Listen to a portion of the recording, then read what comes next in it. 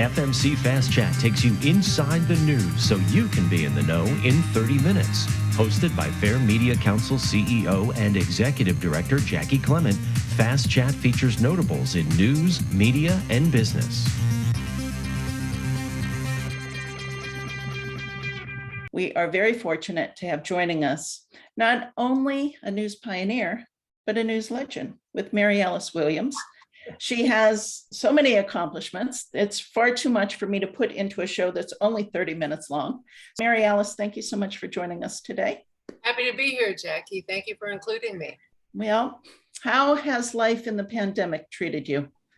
Well, it certainly has been a watershed for me. It really forced me to decide to retire after 52 years in American television, which I've been doing since I was 16.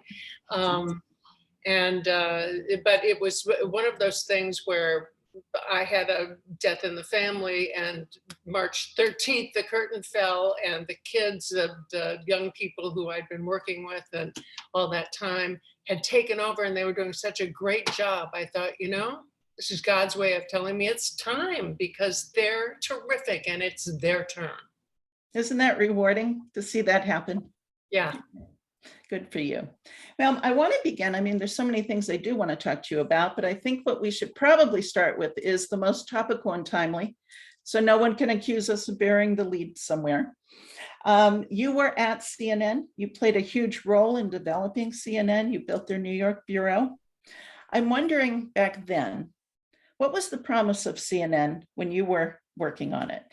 I want to compare that with what it's become. So wherever you want to start in that timeline. I'm going to start a lot earlier than that. I was a 10-year-old. It was my turn to do the dishes. Okay. We had a little black and white TV set on the kitchen counter, and PBS was airing the Adolf Eichmann trial. And I hadn't heard of the Holocaust. None of us born at that time. I think our parents didn't know how to talk about it. So we weren't really being taught as little ones about that. And I was horrified, ran to my father and said, "Why didn't you stop it?" And he said, "We didn't know it was happening." I said, "But if you did know, you would have stopped it, right?" And he said, "Yes." And I dedicated my life to letting people know what's happening so that bad things can't happen. I know that's the childish view of a 10-year-old, but I adhere to it today. When we started CNN, it was going to be 24 hours a day. Everyone was telling us we couldn't do it. All over the world, how do you change languages like that? But I wanted people to see what problems over here were being solved over here. So journalism is not just shining a spotlight on problems, not just what's wrong. Its job is to show what's possible. And I wanted people all over the world to see what is possible in the human condition that we can change. Okay. And how long were you there? I was there 10 years. In that 10-year span, do you feel you were able to fulfill that promise? Absolutely. We had camera crews, as you know, all over the world. Those first 10 years were really radical. No one said no. Everyone from other countries, everybody was so thrilled to have this outlet where we could all talk to each other, where leaders could talk to each other, where educators could talk to each other about what was going on in the world, to share arts, to share concerns about the environment. So we were telling stories. We were not doing opinion, surmise, conjecture, guesswork, none of that. We were actually showing you stories of what was happening around the world. Yeah, and you actually changed how war coverage. It did, because it was real-time war. When I started here as a teenager, we waited for I think it was called the 4:01 feed. Pan Am would land at 4:01 in the afternoon at Kennedy Airport with all the film, I repeat, film from Vietnam. And so we were looking at things 2-3 days after the event. Now we were showing what was happening in real time. Okay, so I'm curious, when you look at CNN today, What are your thoughts? Well, I think that there's a practical, I hesitate to say anything that makes me sound like I'm saying, well, in my day, you know, Right. because things change and the speed of television and information has so changed. The way people get their information has so changed. And back in 1980, when we went on the air, we were the first television network that had to succeed as a business, the first news operation that had to succeed as a business. The broadcast networks had entertainment revenues that they could draw upon when they had to cover a big story or have a big expenditure. We weren't going to have that. It is still true that CNN has to operate as a business. And and it's a lot cheaper to have people sitting in a studio in panels talking about things than it is to send a crew out. That is very expensive. Yeah. And I would also imagine part of that too is when you have people sitting around talking and offering opinion, you don't have to worry about checking facts so much as you do with news stories, right? Well, right, I guess. But they've been through a tough time, all the networks, not just CNN, Yeah. in terms of how carefully to talk about things that I remember it took a couple years for people to start calling a lie, because Yeah. it didn't seem like the right thing to do Mhm. when you're talking about people in the highest office. Yeah. Yeah, and that's another thing that I'm glad you brought it up, the tone of the media today.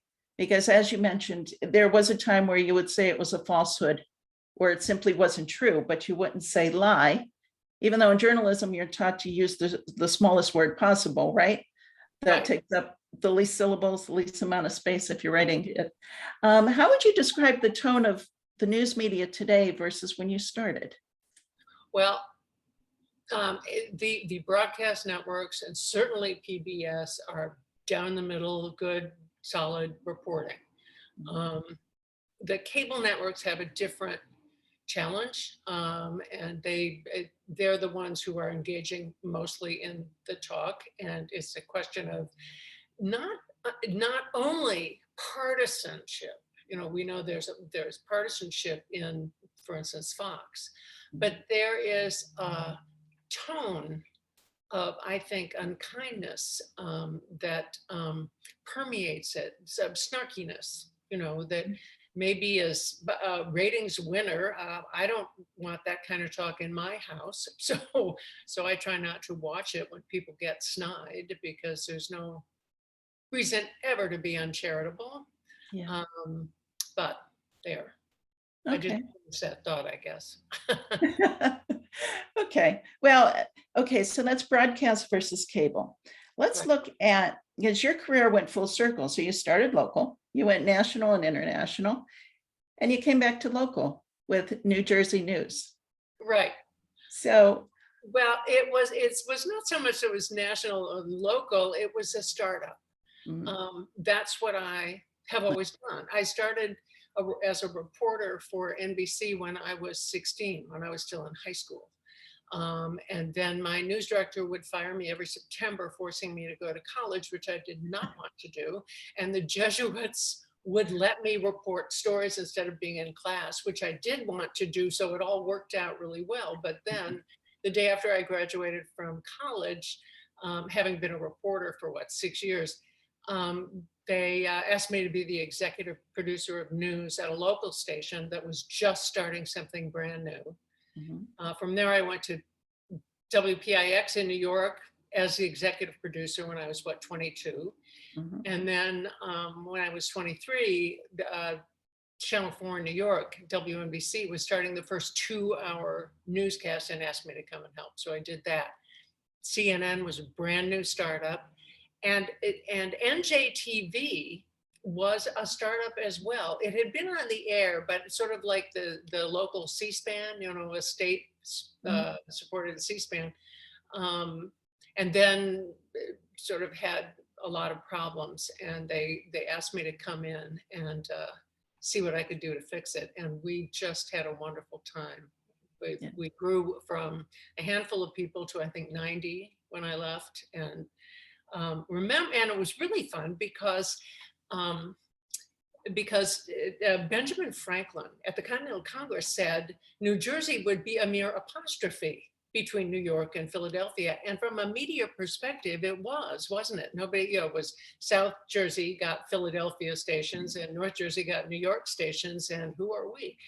And we decided to cover New Jersey as though it was, I don't know, a state, an actual standalone state with its own issues regarding policing and education, the environment, the arts, all of it.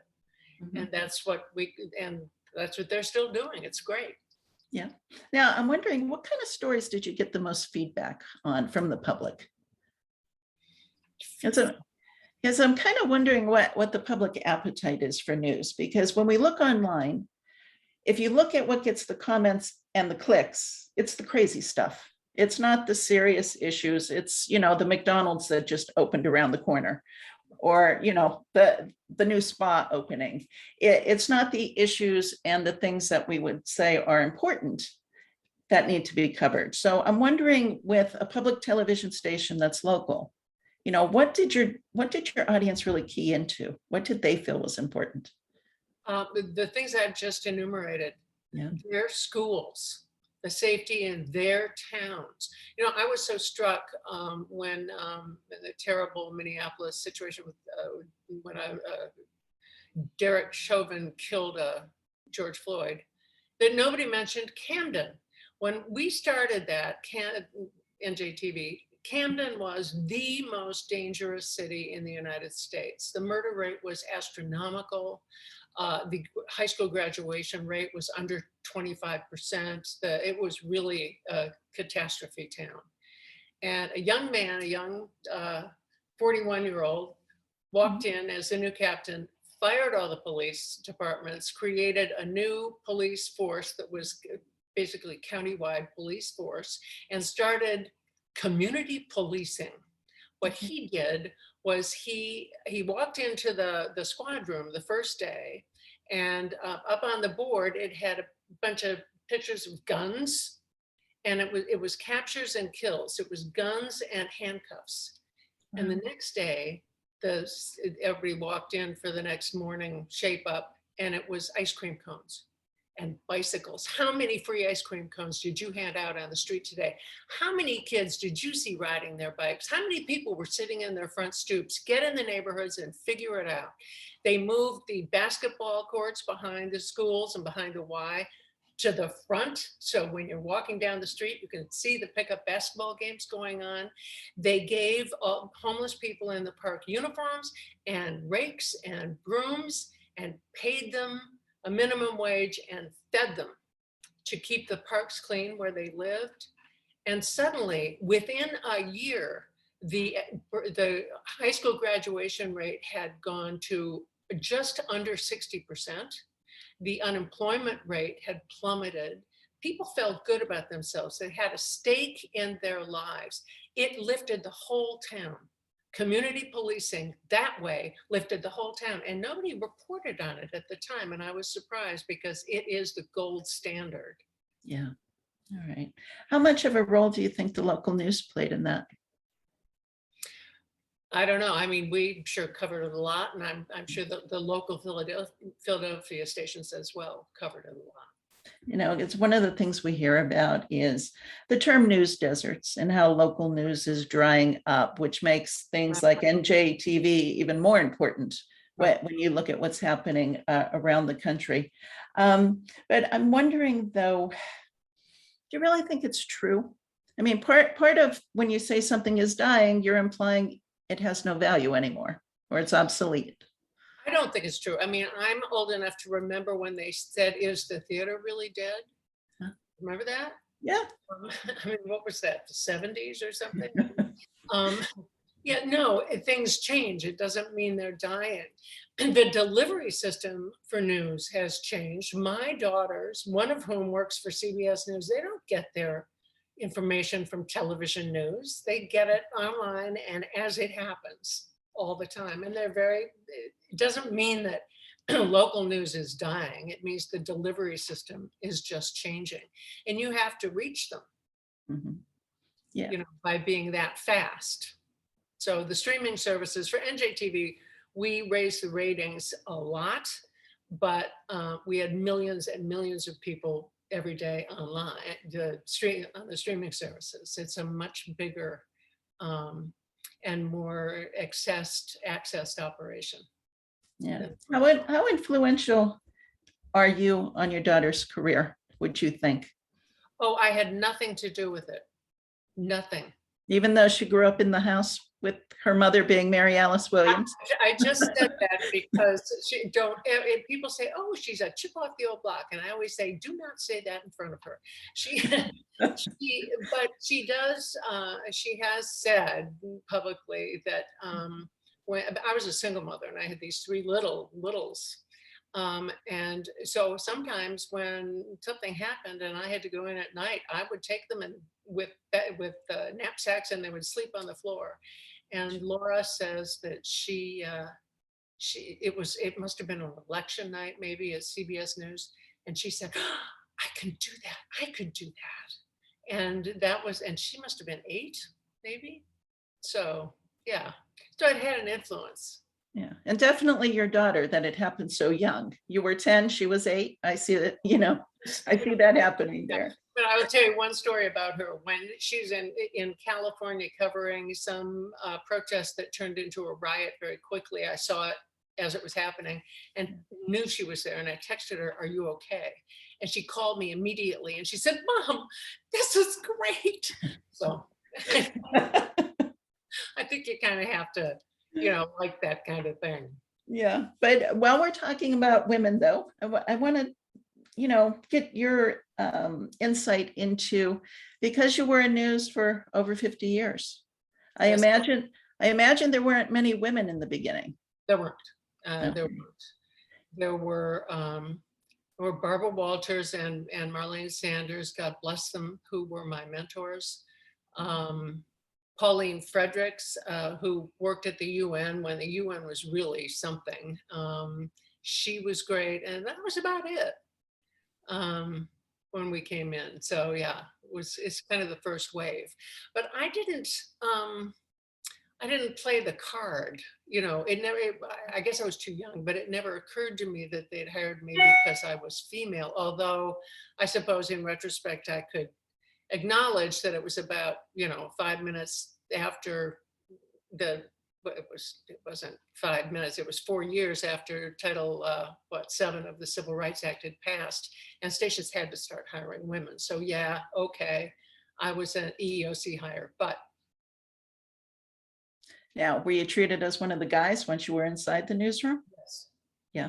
Treated as one, and I acted like one of the guys. I was not, I didn't play the female card, and they were great. And I was so young that they were all helpful.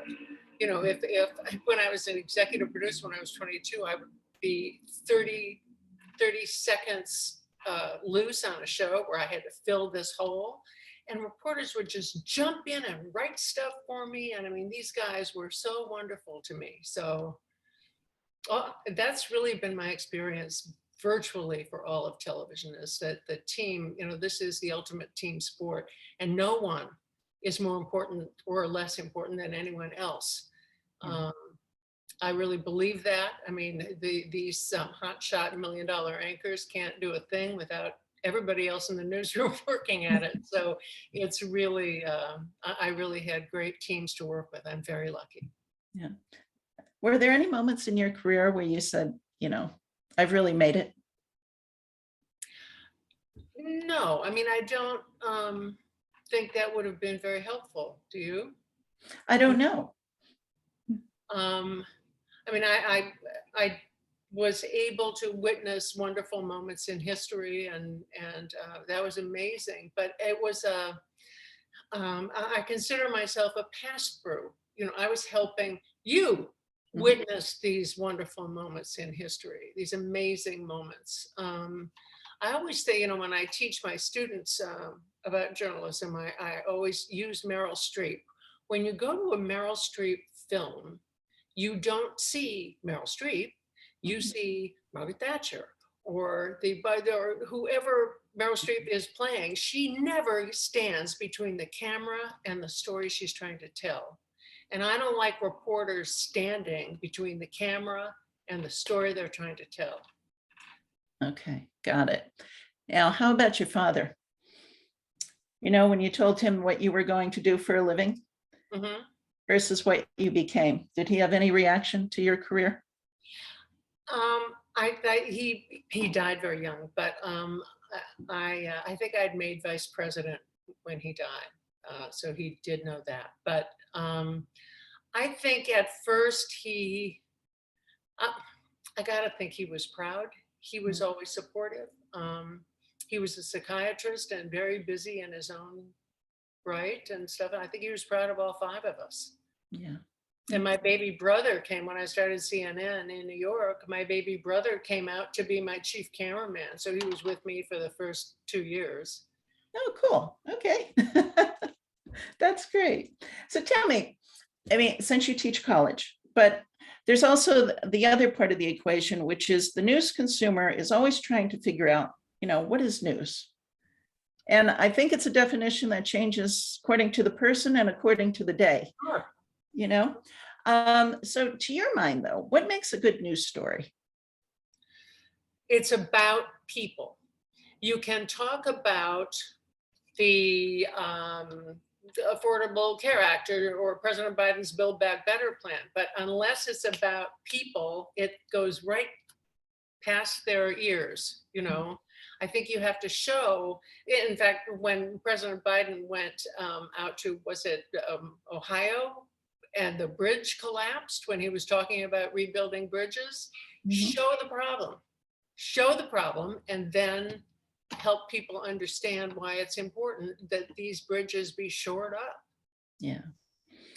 So with your perspective in news, I'm wondering, and I bet a lot of other people are wondering, where do you get your news from? Every place. I read the New York Times, the Wall Street Journal every day. I mean, we get them delivered here. I call this the house of papers because they pile up. But I also read magazines like The Atlantic, which always has such interesting articles. I watch all the networks. Yes, ma'am, all of them. Okay. MSNBC and CNN and Fox and the networks. We watch 60 Minutes and CBS Sunday Morning are still 2 of the best shows on television. Speaking of never standing between the camera and the story, they're really showing you the stories. So yeah, I'm a huge news consumer, and so is my husband. So the 2 of us are, whenever we do turn the TV set on, which is not daytime, that's what we're watching. Okay. How do you think the news covered the pandemic? I think it's not a monolith. I think some people did a good job and some did not. I think the criticism of the CDC and Anthony Fauci and that, because the science was changing. Oh, well, they don't know what they're doing. They're telling us different. The science was changing. My earliest memory was standing at my father's elbow as he handed out the first polio vaccine in the basement of St. Mark's Church. My father was a doctor and he was in the public health department, among other things. And I know how that how the vaccine process works. He and I have talked about it a lot. I've worked with Jonas Salk when I was back in the 90s, I guess. So I spent a lot of time thinking about and talking about how rolling out a vaccine works. And I think this thing moved, this coronavirus, novel as it was, morphed so quickly that it was really tough for everybody to keep up with it. Did they make mistakes? Yeah, we're human. Did people make mistakes in reporting on it? Yes, not all of them. But I think being snarky about it and saying they don't know what they're doing, so do what you want, was probably a dangerous and maybe even lethal piece of advice for people. Okay. All right. Do you ever get on news overload? Sometimes. And what do you do? How do you decompress? Well, I read, I sing, I talk to friends, my sisters and brothers, and I have a big Irish family. And Okay. my daughters who are all over the country, and I check in with them every single day. Okay, fair enough. Now, I know you say you're retired, but you have far too much energy coming through the screen here to have totally retired. So I'm wondering what your definition of retired will be. Well, I'm not sure. I was just talking to my big sister about that about 20 minutes ago. I'm doing something. I have been doing things for PBS stations around the country. I'm doing one the week after next for WNET on aging.